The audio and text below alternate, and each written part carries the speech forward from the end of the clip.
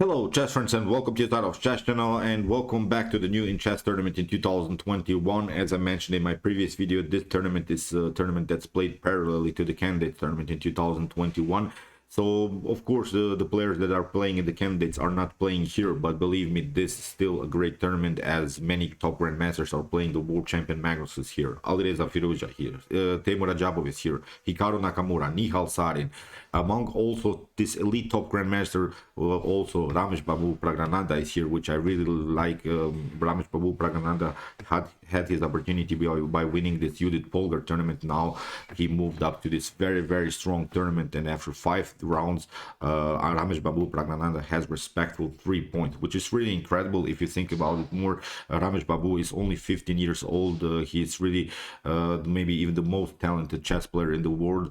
Nihal Sarin is also there. So the chess world in India is really great. They're building really a great chess base, and I wish them all of the best because I think the chess world needs really the chess prodigies. And after day one, I think we have witnessed the game of the day, and it was this game that I wanted to show you today. It was the game between Praggnanandhaa against the former world championship challenger Sergei Karyakin. So let's check out now the game. Here d4 played by Praggnanandhaa. We have knight to f6, we have c4, e6, knight to f3, the counter Nimzo Indian setup. I've explained it a million times, I'll explain it again. So we are playing this move knight to f3. We don't want to play knight to c3 because then we could be warned to some Nimzo ideas with bishop to b4 and pinning the knight. So here we have the move b6, which is the Queen's Indian defense. We're delaying the move with the bishop. Still we're waiting this knight to come to c3, and then we want to pin him with the move bishop to b7 and knight to e4. We're basically battling for the e4 square, and the bishop on b4 idea could also be helpful because the knight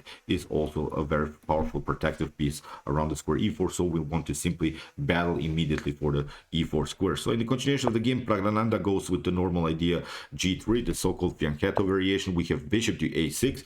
We have now a very aggressive approach of Sergei Karyakin. This pawn can be protected with queen to c2, but I think still the best way is simply to play bishop to b3, and after bishop to b4, here Praggnanandhaa plays, I think, the most often line with the move bishop to d2, bishop to e7, and now knight to c3. Immediately battling for some e4, for the e4 square. As we said, this is simply a struggle around that square, so that's why Karyakin plays immediately the move d5. In the continuation, I think this is a great way how to continue in the game, playing simply c takes d5, undermining the pressure in the center, because if we valid already this piece activity, black in the beginning of the game has already played twice with the bishop. So of course this bishop on d2 is not so good, so you lose a new tempo with your bishop, maybe bishop to g5, bishop to f4. But I like simply this idea to play c takes d5, really undermining the pressure in the center, because now Karyakin has, I think, to play the move e takes d5. If you play knight takes d5, it is playable, but I like simply this idea e4, knight takes c3, bishop to c3, and after something like bishop to b7, queen to c2, and white has a great pawn central control. What I mean about the pawn central control, we have now 2 centralized pawns, black is only 1, and now we're restricting basically this 4 centralized square for some minor piece activity of black. So I simply like white's setup here. So that's said, e takes d5, now bishop to g2, castling. So normal ideas. In the continuation of the game here, Karyakin retreated with the move bishop to b7. Now he's searching for some e4 outpost with the knight, then creating maybe some asymmetrical pawn structures, creating really some dynamics on the board. After potential maybe d takes e4, then the d4 could be a long-term weakness here for Praggnanandhaa. But Prag plays, I think, now a very nice continuation. In the static center setups, I've explained it many times, but I'll explain it of course again. We have the static center setups. Whenever you see these pawns like this, then we're searching simply for outposts. So from white's perspective, the knight outpost on e5, or maybe if the position allows it on c5. On the other hand, black, as we said, is searching for some knight to e4 outpost, or maybe knight to c4. So far, knight to c4 and knight to c5 are not possible because of the b3 move and b6, but this is simply a long-term plan. So here, knight to e5 immediately, knight to d7, and now bishop to f4, simply protecting our e5 square. In the continuation of the game, rook to e8 by Karyakin, and now rook to c1. We can notice, I think, in this position that black has some worries here. around the square c7. This is now a backward pawn, which can be maybe improved with the move c5, but I still kind of don't like this move. After d takes c5, maybe here b takes c5, you see, then you're weakening the d5 square and you could be simply lost. Knight to c4 is also an opportunity here. So it's, I think, this position, this hanging pawn positions, hanging pawn structure, which are really weak. They are object of white's attack, and that's why here after move rook to c1, Sergei Karjakin played here the move knight to f8. He wants now to play knight to e6 and attack the bishop, because the bishop is the key protector of the knight on e5. This is a powerful outpost that Praggnanandhaa has played. Knight to b5, attacking the c7, and now knight to e6, protecting the c7, but also counter-attacking the bishop on f4. Knight to c6. Here, Praggnanandhaa plays simply on a natural idea, which wasn't maybe the best move when it comes to computer evaluations. It seems really like an aggressive move. A slightly better here idea is to play bishop to h3, because bishop to h3 prevents some ideas of rook to c8. Rook to c8 could happen, and then black could proceed with the normal idea c5.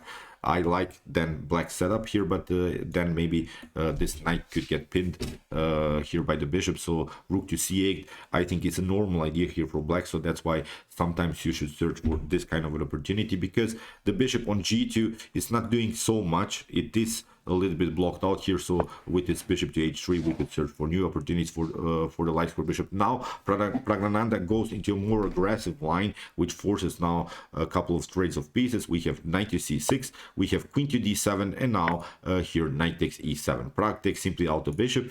Here, if you try bishop to c6, it leads now into a complicated game. It seemed to me in the beginning why it's not Karjakin taking out the bishop after rook to c6, then also the c7 could be a weakness, but Karjakin prepared here really a little bit trap here. After rook to c6, then queen to d7 could happen, and now here after something like rook to e6, here Karjakin doesn't have to take, of course, the rook, because then you get knight to c7, but what Karjakin could do is here move queen to b5, and then you have to retreat with the rook, and the rook is a little bit weird here in the center of the board, so the rook could be endangered by some bishop's activity. So as said, it was a trap here by Praggnanandhaa after move knight to c6.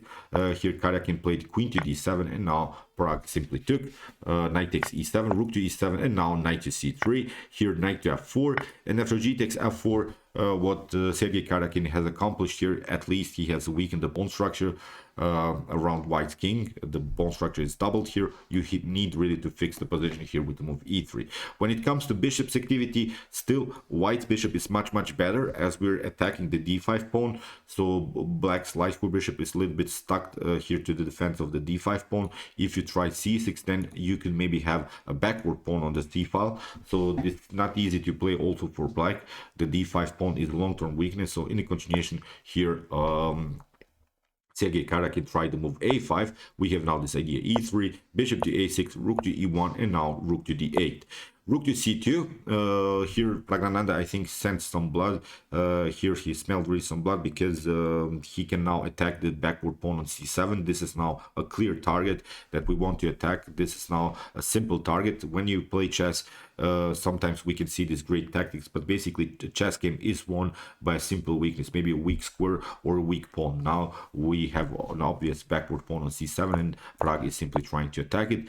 Here h5 played by Karjakin. He wants now to make further expansions here, even try to move bishop to h3, attacking the bishop, and then sneak in maybe with the queen here to g4, which is an aggressive idea here by Karjakin. In the game, rook to c1. Pragg continues with his plan. We have now h4, and now h3 by Praggnanandhaa. We have queen to f5, and now knight to a5, simply knight to a4, simply attacking the c7 pawn, rook to d7, and now queen to d1.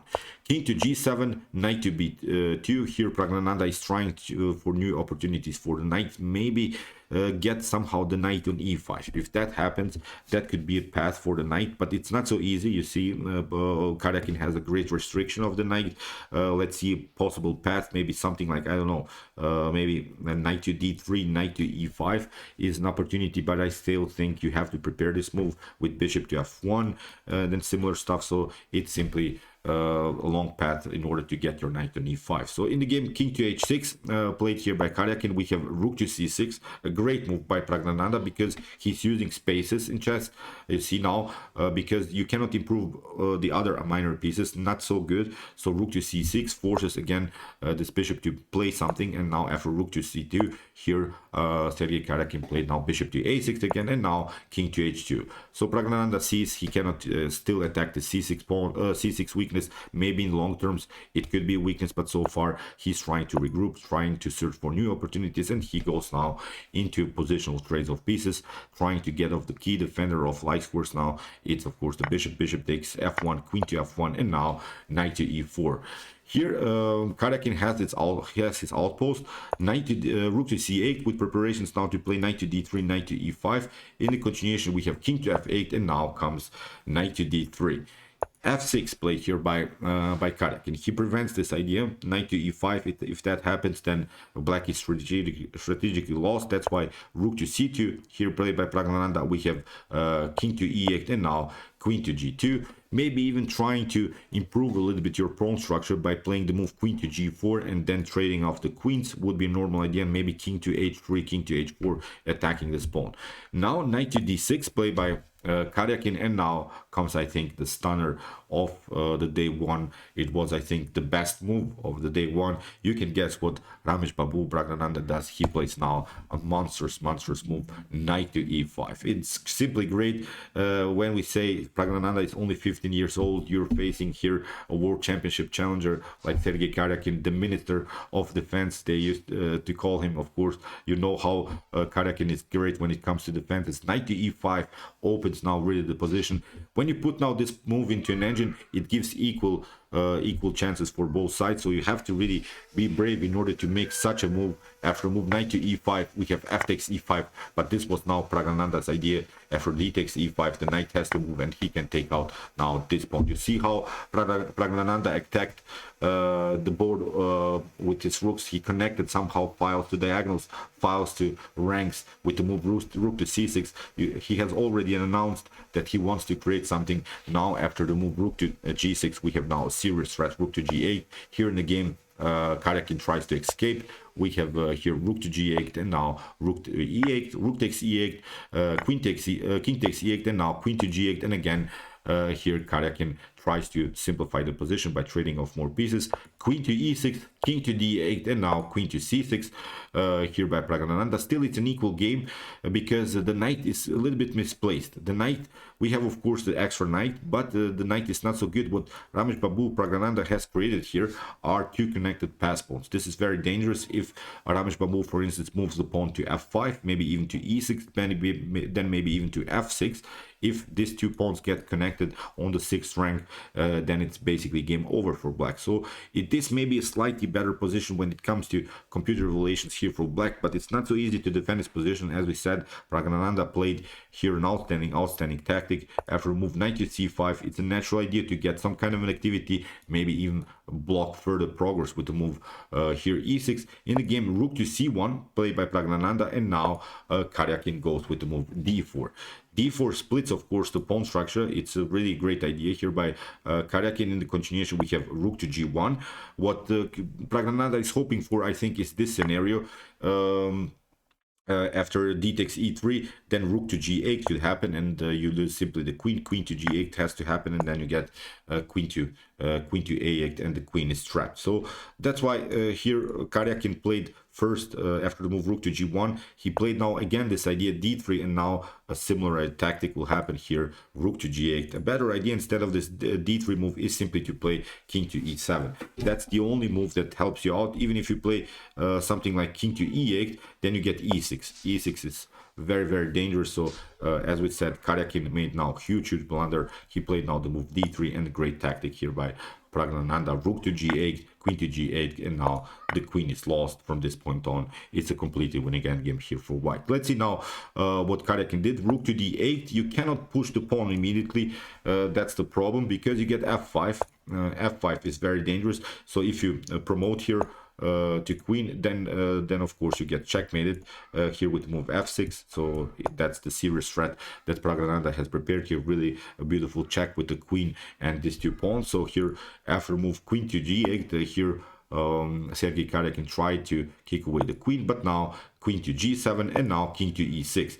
Again, a similar idea will happen if you push the pawns too early, then you get checkmated by these 2 pawns and the queen. So that's why king to e6 here. Karyakin tried to secure this king, maybe trying to escape king to d5, king to c6.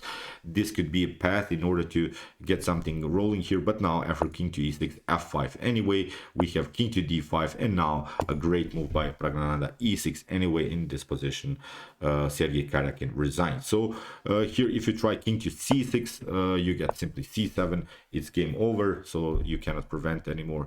Here, then we can play here something like here queen to d4 or f6, f7 and f8 the promotion. So it's really wild. So after move e6, as we said, Karyakin resigned. So there are also some other opportunities. If you try d2, then you get simply queen to d4 and you lose the rook. So also another continuation could be maybe something like knight takes e6.